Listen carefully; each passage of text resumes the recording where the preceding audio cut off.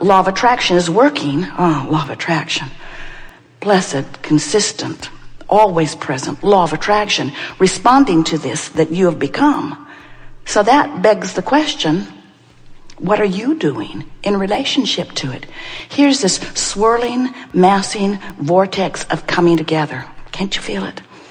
All things necessary, all people, all components, all pieces of the puzzle, all things necessary for the culmination of what you've been asking for, all being assembled powerfully and quickly by law of attraction. But if you're over here beating the drum of, where's my stuff? I've wanted it for so long and it does not come to me. I've wanted it for so long and it does not come to me. And it does not come to me. Then it's over there. It's over there. In fact, do you know? It's all there. You're the only missing piece. It's all there. Everything that you want is there. But when you doubt it, you're nowhere near it. And even though law of attraction is powerful, law of attraction is responding to all that you are. Law of attraction is responding to this which you have become, and law of attraction is responding to this which you are letting yourself be. Do you know that negative emotion is the effect that law of attraction has on the two vibrational aspects of you? As law of attraction is swirling around who you've become, and law of attraction is swirling around that which you are letting yourself be, you can set up a sort of tug of war, can't you? You can hold yourself apart from who you really are. And the art of allowing, which is what this gathering is all about, the art of allowing is learning to let law of attraction work for you rather than pull you apart, because you gave birth to this that you want. And Source has given undivided attention to it. When you ask, it is given. The creative process is 3 steps. Step 1 is asked. The contrast causes you to ask all day, every day. You ask and ask and ask. You've been asking. You will always ask. It is the eternal nature of your being. You can't turn your asking off because you can't turn your perception off. And in your perceiving from your selfish vantage point, you cannot cease asking. You just can't stop preferring and identifying what would be better, what would be better, what would be better. It is the nature of all that is. It is the evolution of all species. It is the nature of all that is. So you're asking, step 1, ask, ask, ask. Law of attraction and Source energy's response to what's in your vibrational vortex. That's step 2. Not your work. Nothing you can do about that. In other words, when a part of that which is Source, meaning you, has a new idea, and you always do, Source takes you at your new preference, because no one would know what you want more, and no one could be more accurate about it than you. And when you think about it, how good is that? Source energy responding to the requests of all. What a perfect world that is. So, here's this vortex expanding. Step 3 is you moving into the vortex. Step 3 is you finding somehow, some way to be a vibrational match of what you're asking for. When you're sick, you send a request for wellness, and Source gives undivided attention to that wellness, and that broader part of you becomes weller than you were before you were sick. That's expansion. When you're confused and you ask for clarity, Source finds the clarity, and you are clearer than you were before you were confused. When you have a problem, you ask for a solution. Source becomes the solution, and you are evolved, expanded beyond that which you were before you had the problem. That's why you said, I eagerly go forth and mix up with others, because in all of that contrasting experience, I know there will be expansion. So what about expansion? What's the big whoopee about expansion? What is it? What does expansion mean? I was born for growth. I'm on this eternal quest for growth. What does that mean? I thought I would get to rest in heaven. What's going on? What's all this growth, growth, growth? And we say, well, it's the inevitable consequence of beingness. You cannot have a comparative experience without coming to the conclusion. And the Source energy part of you will take the expansion. But what's in it for you? And the whole reason that you come forth is because as you have become something as a result of the contrast that you've lived, And as you then turn your attention toward the idea of that becoming, because law of attraction is responding to this vortex of becoming, there is a current or stream that is calling you, and when you move in the direction of it, the satisfaction is nearly unspeakable. The feeling that happens when life causes you to expand and you let yourself receive the full benefit of that expansion, nothing is more delicious than that. So you say, oh, so I came forth for the growth, and we say, you came forth for the joyous experience of expansion. You came forth for the thrill of feeling the energy moving as you are upon your eternal expansion. Now, this process only feels good to you if you are moving in the direction of your expansion. In other words, if life causes you to become something and you don't let yourself go, you don't feel good. In other words, the tension within you, all negative emotion is about life causing you to become something and the larger part of you becoming and the physical part of you not going. It's like sifting through the contrast and recognizing that you don't have enough of the resources that you want. I want more money. I need more money. I want more money. I need more money.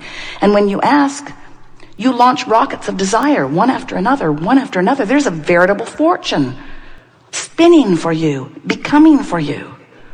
If you could see the aerial view of what's in your escrow, you'd relax, you'd chill, you'd be proud, you'd feel worthy.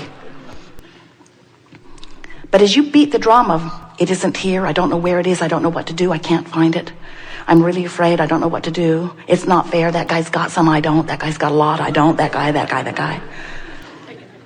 Rich one over there. Probably deals drugs.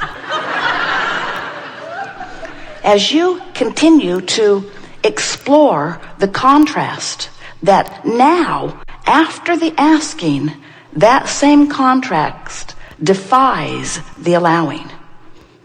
When you stay stuck in step one, in an eternal beating the drum, praying for something improved, when you keep asking and asking and asking and asking the same question over and over and over and over, you set up within yourself a chronic pattern of vibration that is focused upon the absence of what you're asking for.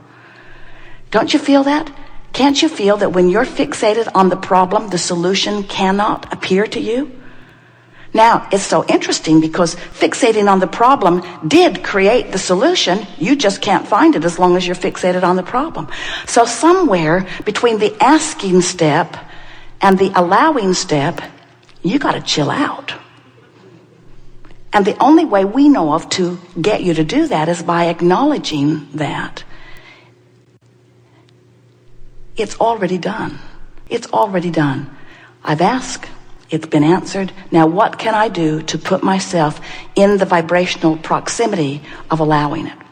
So let's say, happens all the time, your life has caused you to create the most perfect future experience. Future to you because it hasn't manifested, present to us because it is vibrationally so. So there it is. The money you want, the security you want, the relationships you want, the good feeling body that you want, the wonderful opportunities that you want. Here it is, spinning. It's real, it's vivid, it's personal, it's yours. You created it. It's there for you. It's not going anywhere. It's yours. It's done. It's there. But where are you? So let's say you're fearful. In fact, the more afraid you've been for the longer time, the more good stuff you've put over here. The more you've wanted something that you didn't have, the more you put it into vibrational escrow. It's there, but you're over here. You're in fear.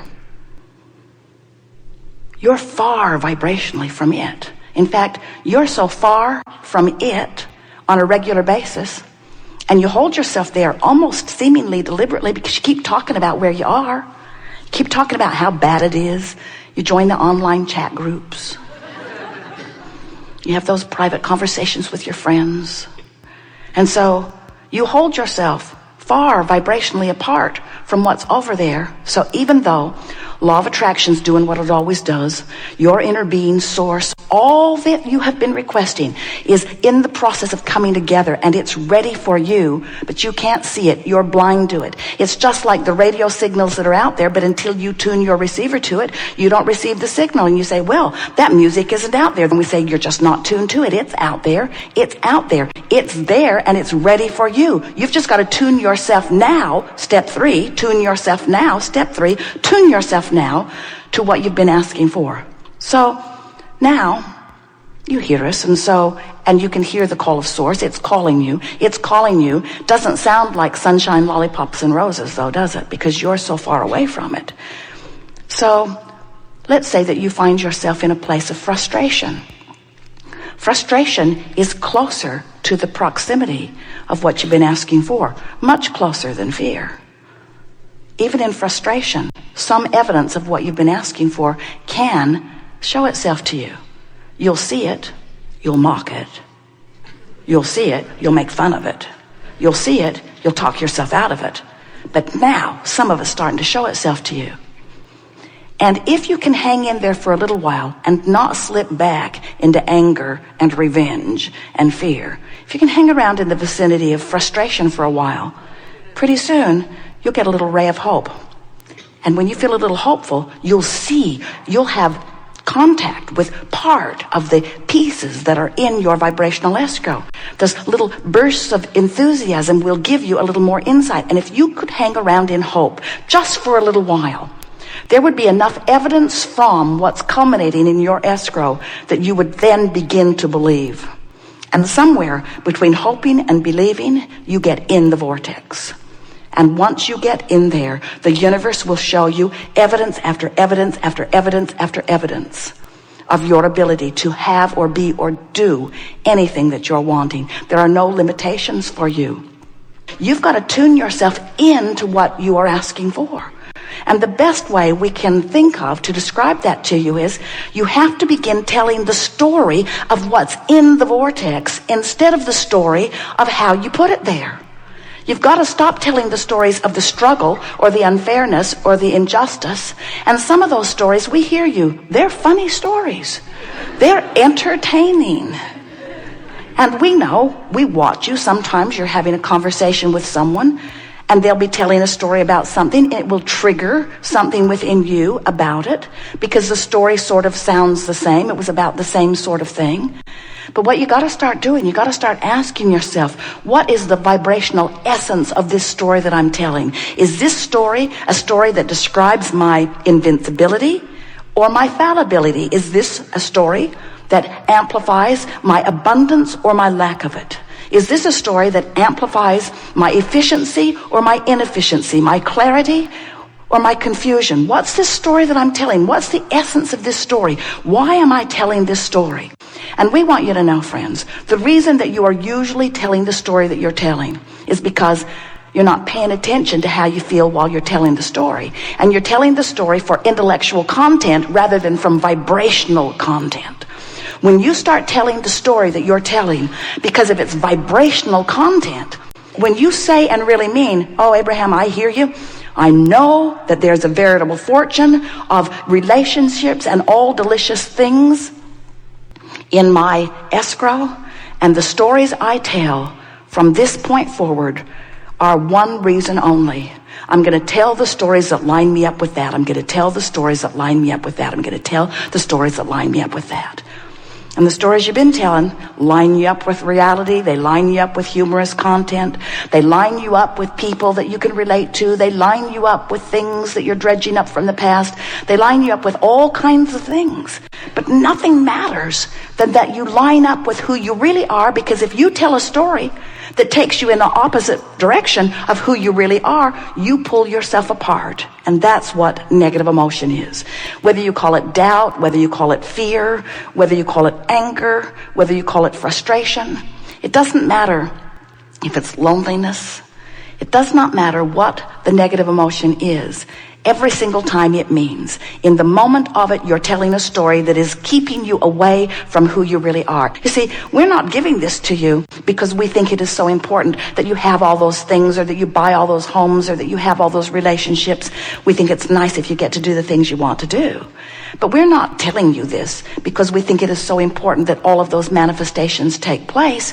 We're telling you this because once life has caused you to expand and you don't keep up with who you are, you don't feel good.